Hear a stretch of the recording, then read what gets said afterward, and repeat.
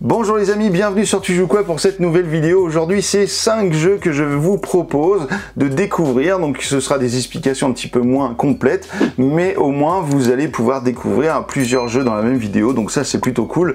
On va passer des petits jeux au moyen jusqu'à un jeu initié, vous allez voir, un petit remake de The Great Western Trail, je vous en dis pas plus, et découvrons ça ensemble juste après le générique. À tout de suite.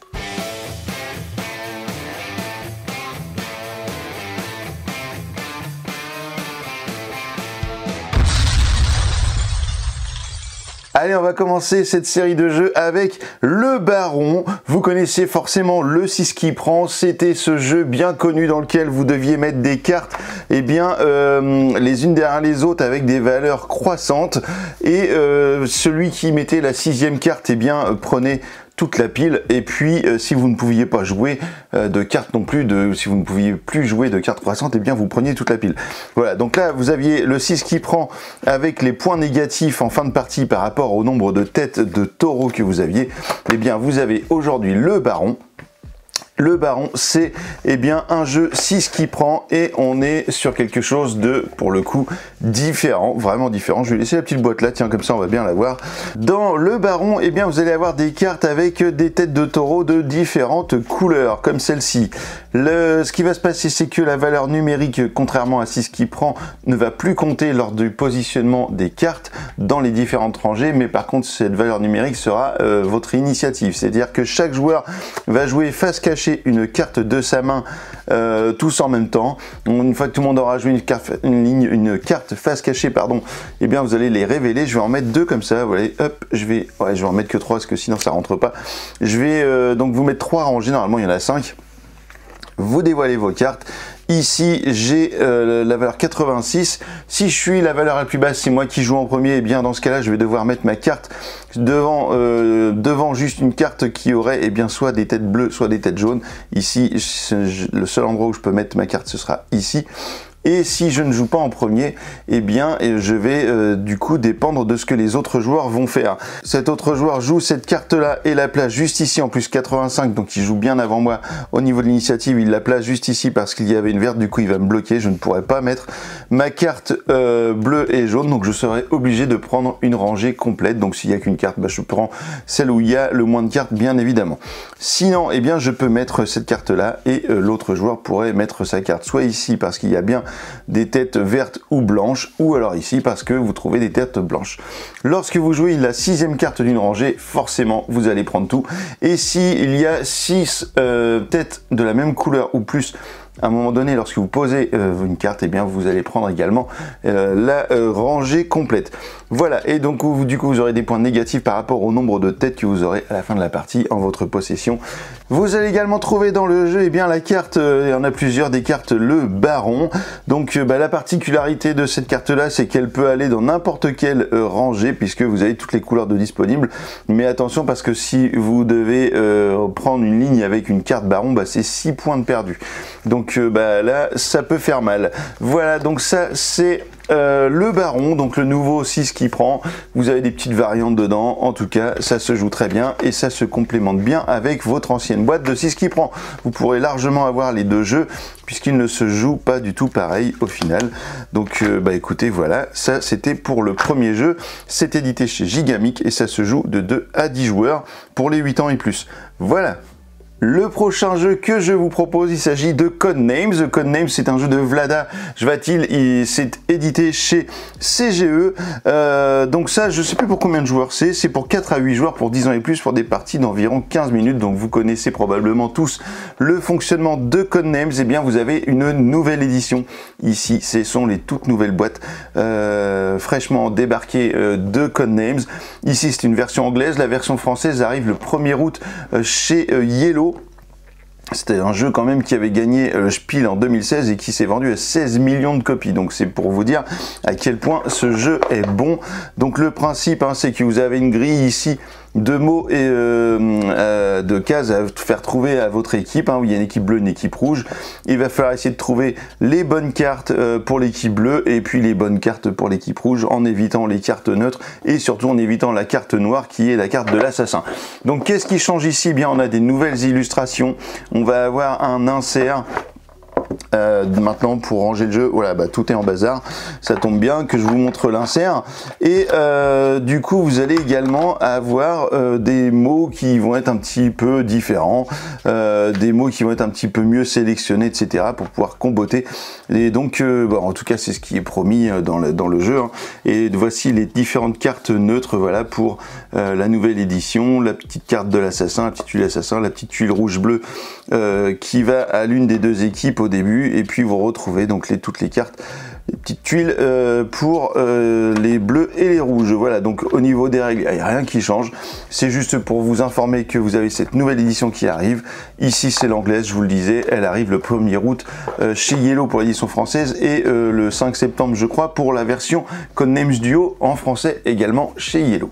Le prochain jeu est un jeu de chez Matagot, c'est l'île des maudits, donc c'est de Danilo Valente et Rodrigo Rego, illustré par Aaron NG, donc c'est pour 2 à 10 joueurs pour 20 minutes les parties et pour 10 ans et plus.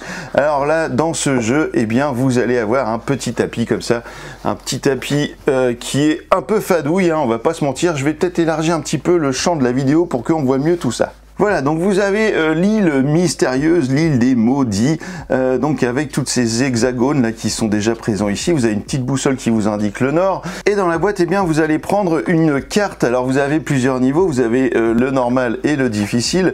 Ici on a difficile, ici normal, et puis l'autre c'est peut-être d'ailleurs encore plus compliqué, c'est compétitif. Voilà, donc c'est normal ou difficile, et vous allez, eh bien, faire la mise en place comme ce qui est indiqué juste ici. L'un des joueurs autour de la table va s'appeler l'éclaireur, alors que les autres joueurs seront des aventuriers.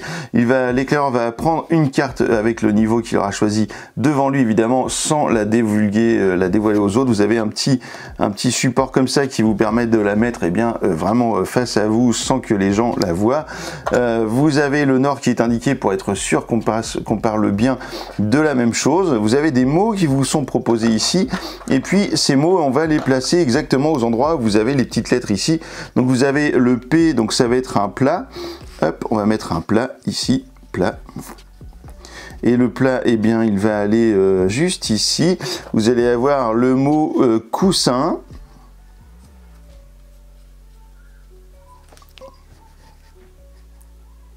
Le coussin, il vient juste au-dessus, et nous allons enfin avoir le pyjama. Le pyjama, lui, il va venir juste en dessous.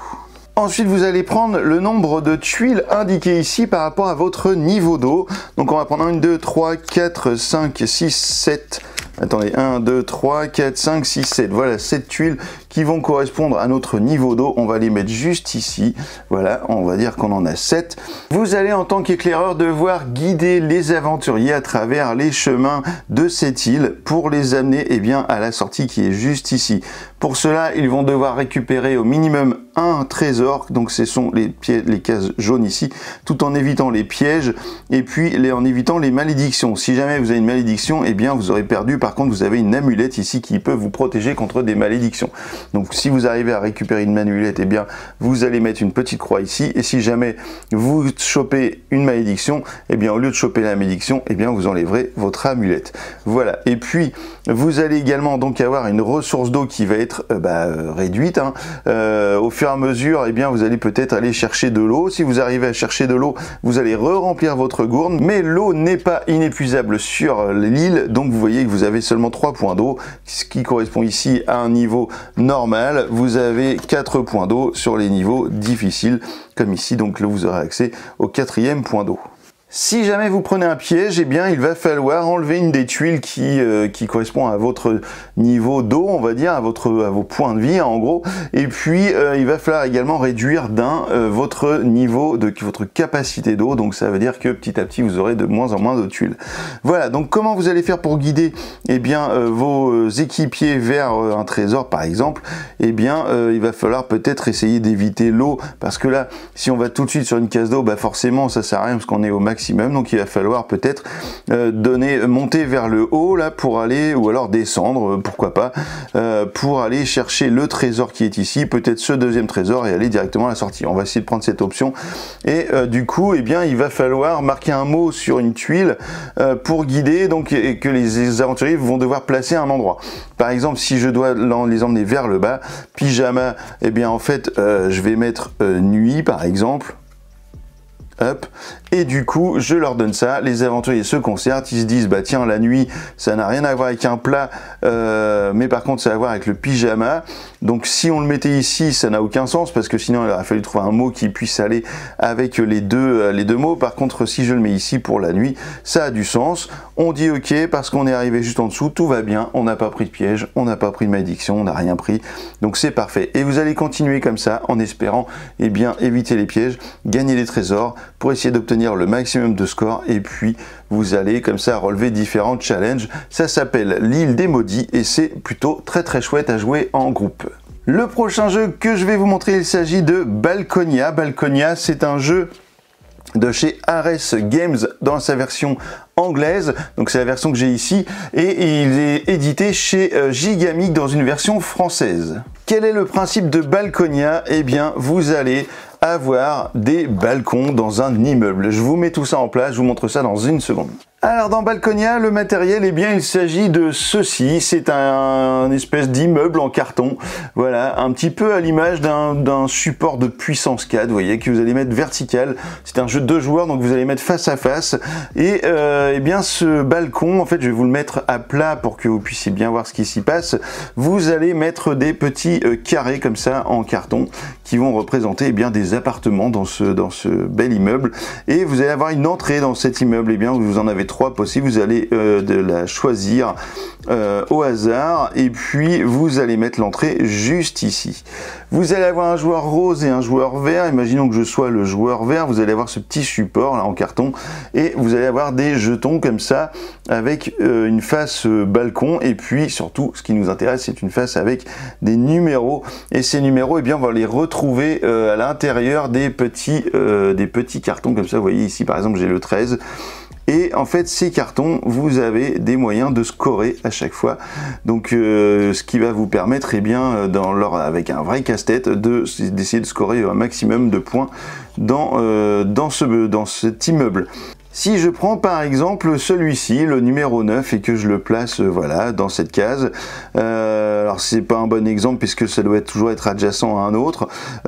Si je le mets ici, eh bien le petit carré noir avec la croix représente la position de mon balcon, et juste au-dessus, on m'indique que la ligne juste au-dessus, eh bien j'aurai 2 points par note de musique dans la ligne du dessus. Voilà, donc ça c'est intéressant si j'arrive à mettre des notes de musique ici.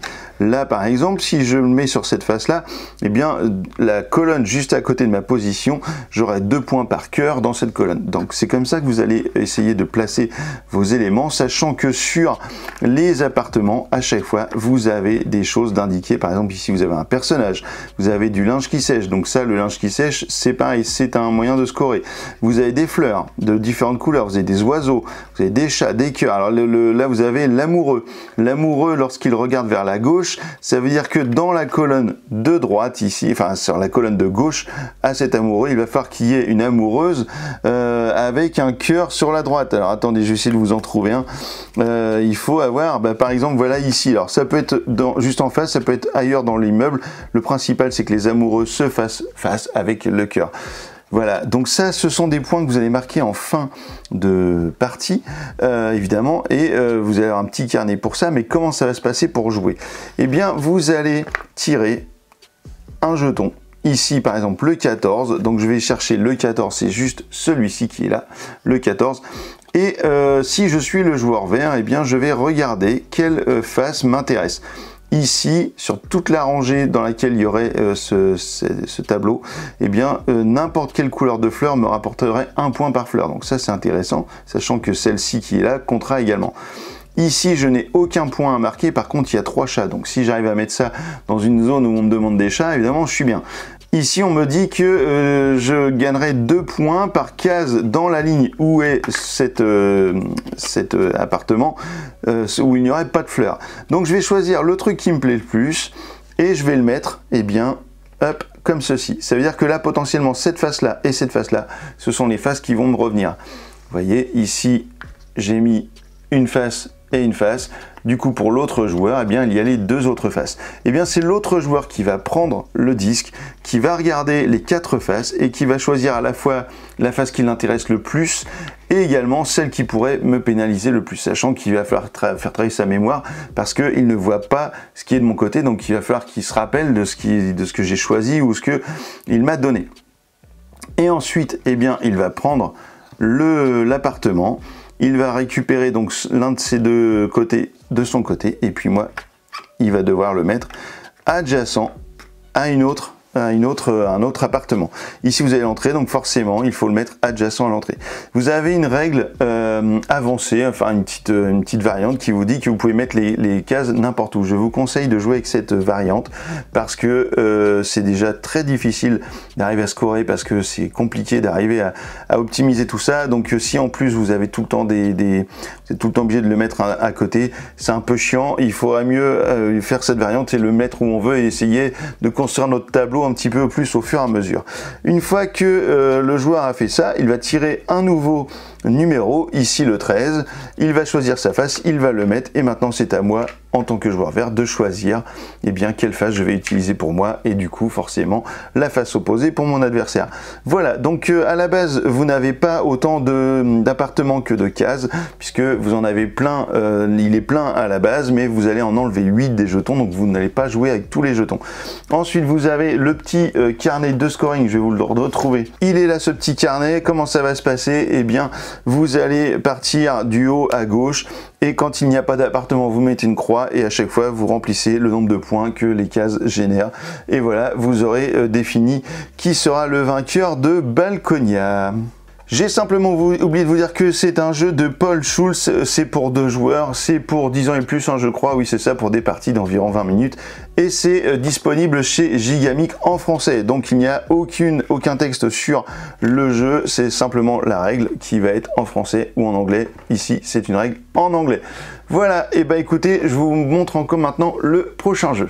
Allez, on termine avec The Great Western Trail El Paso. Voilà, donc c'est une nouvelle boîte autonome, hein, c'est un standalone, hein, vous n'avez pas besoin des grosses boîtes de Great Western Trail pour jouer à ça. C'est toujours de Alexander Pfister et Johannes Krenner.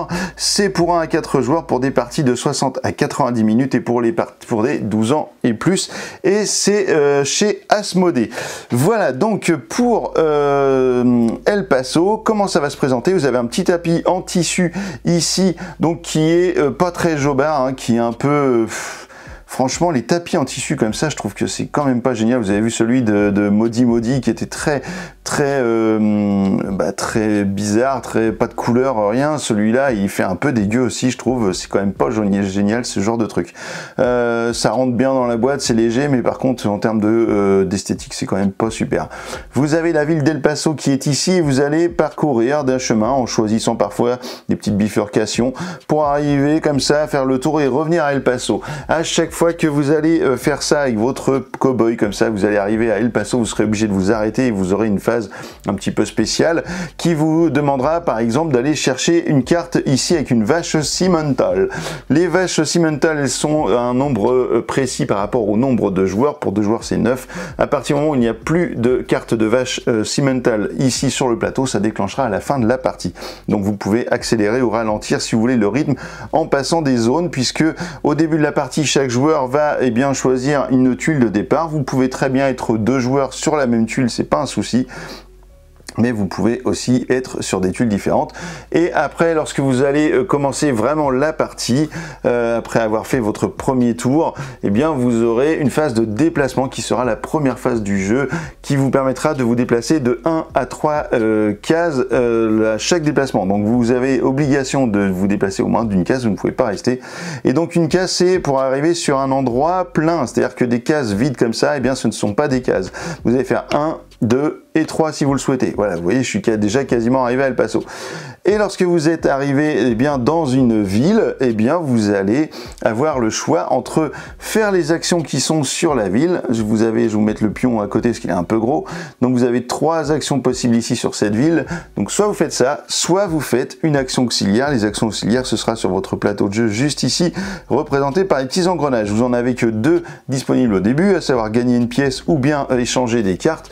Et vous allez les améliorer au fur et à mesure du jeu. Vous voyez, après ce sera 3 pièces. Et puis vous allez débloquer des nouvelles compétences, des nouvelles actions auxiliaires, comme par exemple ici, pouvoir épurer votre main. Ça veut dire que vous allez pouvoir, comme tout bon jeu de deck building, puisque celui-ci est un jeu de deck building, eh bien vous allez pouvoir écrémer votre jeu grâce à cette action. Il faut savoir que certaines actions auxiliaires, lorsque vous les débloquez, vous coûtent de l'argent. Par exemple, ici, ce sera 3 $.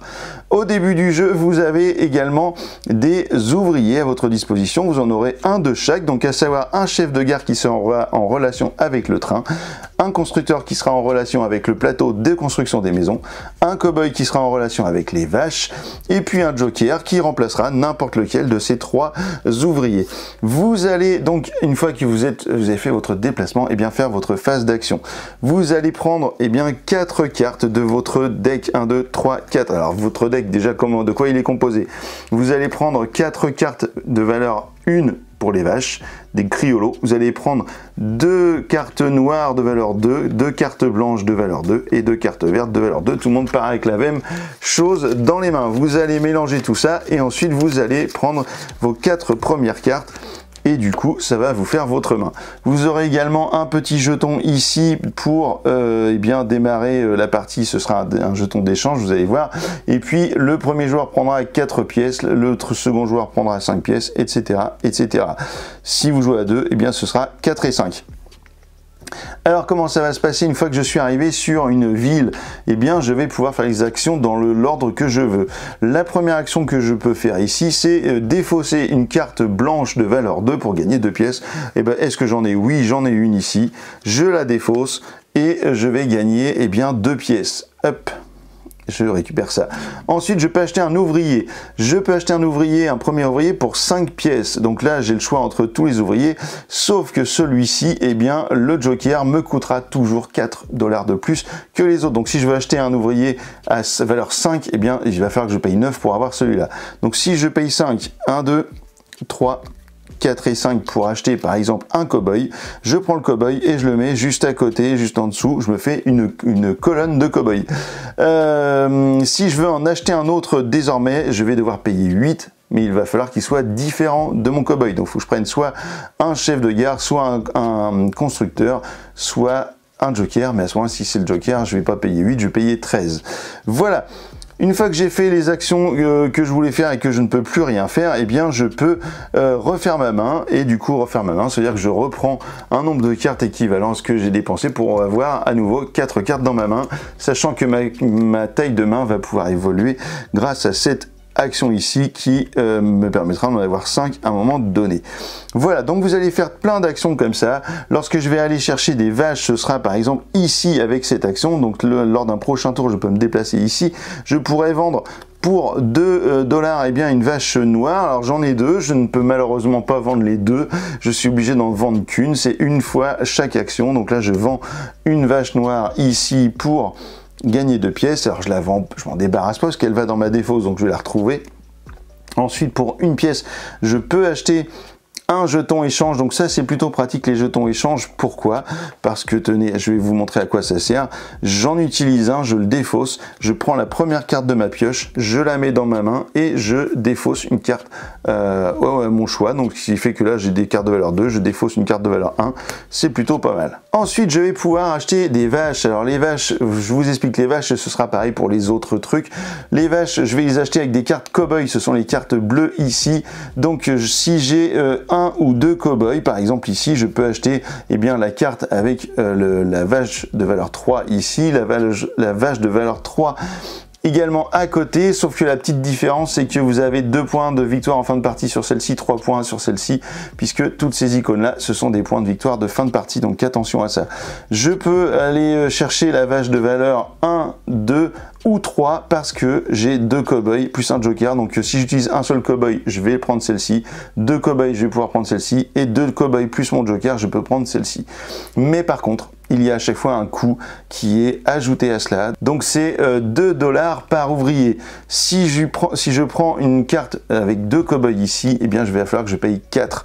Or je n'ai pas 4 $ ici. Le moyen de les avoir, c'est que je peux défausser mon joker pour récupérer sa valeur ici en argent qui est de 2 $. Donc je le défausse, je le remets ici, je récupère 2 $. Ensuite je fais l'action d'aller chercher une vache au marché, j'utilise 2 cow-boys pour répondre à cette demande là, 2 cow-boys plus 4 $, 1, 2, 3, 4 que je remets dans ma réserve. Les 2 cow-boys je les mets dans ma défausse et je vais récupérer bien cette carte là, la vache corriente, qui elle me rapportera 3 points de victoire en fin de partie et qui répondra peut-être à d'autres exigences de tuiles. Je la mets dans ma défausse et enfin je vais pouvoir refaire ma main, donc je reprends une carte et je la remets ici. Lorsque vous mettez des cartes dans votre défausse des ouvriers, eh bien ils vont revenir forcément dans votre main à un moment donné, c'est-à-dire que vous allez les repiocher. Lorsque vous piochez des cartes d'ouvriers, vous allez tout de suite les remettre ici sans les compter dans la valeur totale de votre main. C'est-à-dire que là, si je devais piocher et que je tombe sur un ouvrier, bah en fait je le pose ici, j'ai toujours 3 cartes, je continue à piocher jusqu'à temps que j'ai trouvé eh bien une vache, puisque je ne dois avoir que des vaches dans la main.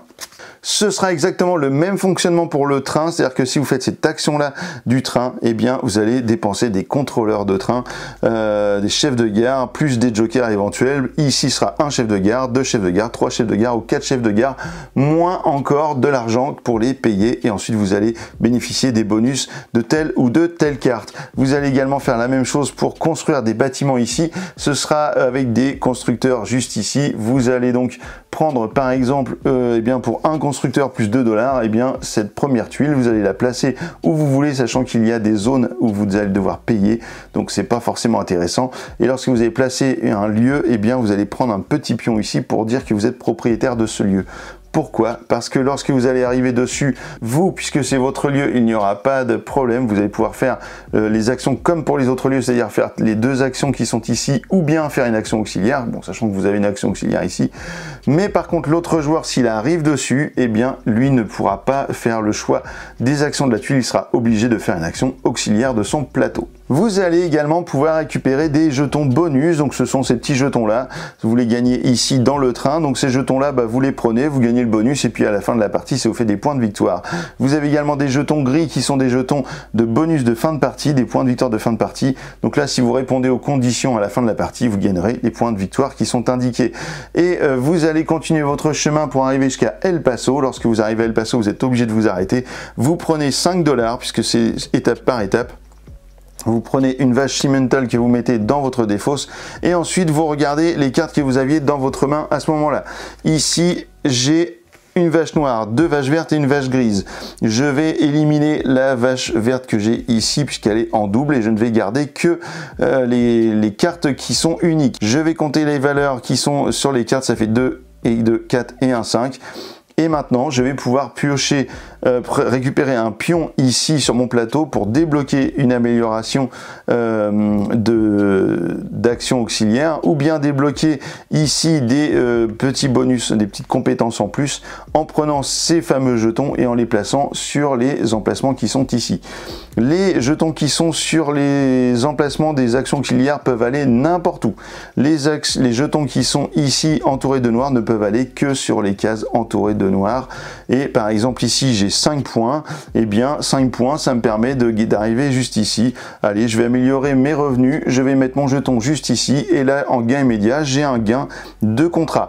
Les contrats ça sert à quoi? Et bien si j'étais dans le cas de figure où j'avais par exemple 6 points, on va dire que tiens celle-ci je l'enlève et je rajoute celle-ci, la cimental, j'ai bien 3 vaches différentes, j'ai 6 points, et bien le prochain palier c'est le 7. Si je défausse Ici, je réduis ma jauge de contrat, je rajoute un point, autant de points que ce que j'aurais réduit, et ici ça fera 7, je pourrais mettre un pion ici en 7. Voilà, le but étant d'arriver à mettre des pions évidemment tout au bout. Vous ne pourrez mettre qu'un seul pion par emplacement, sauf les emplacements qui ont plusieurs positions. Par contre, vous allez pouvoir cumuler les uns par-dessus les autres, les pions des joueurs de différentes couleurs. Voilà, c'est un résumé un petit peu complet quand même de The Great Western Trail El Paso. Vous allez, je crois que j'ai rien oublié de spécial, hein. C'est-à-dire que les vaches qui auront servi, vous allez défausser toute votre main à la fin, et puis vous allez refaire votre main. Bien sûr, si vous n'avez pas assez de cartes comme dans tous les jeux, vous mélangez votre défausse et vous allez repartir avec bien, des nouvelles cartes, vous la piochez, et là c'est une vache, ça complémente bien. Mon paquet, si c'était un ouvrier, je l'aurais mis ici, et j'aurais continué à piocher jusqu'à temps de trouver une 4e vache. Et ben voilà, c'est The Great Western El Paso. Donc en termes de matériel, il faut savoir que tout est un petit peu en vrac dans la boîte. Vous avez des petites boîtes comme ça qui sont plutôt pas mal pour ranger les petits accessoires. Par contre, il n'y a rien de prévu pour ranger les cartes. J'ai trouvé ça aberrant. Il n'y a même pas des sacs plastiques pour ranger les cartes. Donc ça, je ne comprends pas, parce qu'on vous donne des petites boîtes en carton pour chaque accessoire. Mais les cartes, en gros, c'est en vrac dans la boîte. Donc heureusement, j'ai un stock incroyable de petits sachets en plastique. Mais je trouve ça dingue quand on ne vous donne pas ces sachets là. Moi j'aurais préféré un carton, un plateau en carton ici, plutôt qu'un plateau en toile un peu pas terrible. Et puis en termes de jeu, ce jeu m'a pas forcément convaincu plus que ça, malgré que j'ai pris du plaisir à y jouer, mais par contre il m'a donné envie de découvrir le grand jeu de Great Western Trail auquel je n'ai jamais joué. Donc maintenant que j'ai joué à ça, j'ai bien envie d'aller découvrir le grand frère, et je pense que ça va vite passer à côté une fois que j'aurai découvert l'autre jeu. Et ben voilà, c'était ma petite sélection de jeux du jour. Et bien j'espère qu'il y a des choses là-dedans qui vont vous plaire, et puis maintenant que vous savez tout sur tous ces jeux là, et ben alors tu joues quoi.